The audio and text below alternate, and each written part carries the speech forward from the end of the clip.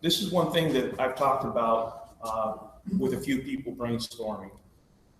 And one of the things I've always believed is people who are willing to sacrifice is one of the #1 characteristics we need. Tenure is a great thing, but we all got in this game with no university of union. Nobody negotiated, very few people negotiated contracts when they first got in. So we need to find someone willing to sacrifice. And then we need to, in my opinion, we need to define their term. So it's more achievable when someone says, I can go as hard as I can for 3 years, and then I get to pass the torch, but I still have those skill sets. So what I have chosen to do, and what I've talked about on the road, is to sit down with the current district field service reps and take their input.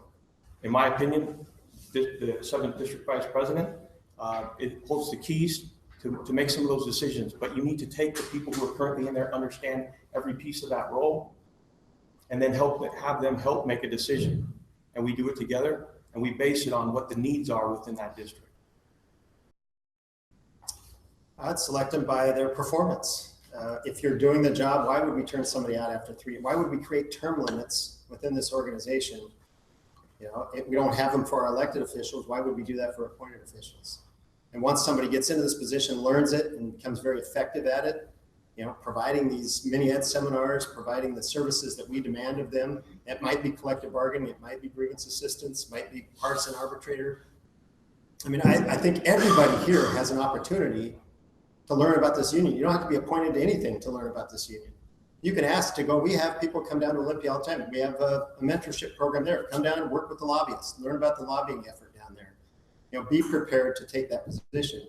Mike White's a great example. You know, he got selected for that position because he had spent the time and came down on his own time.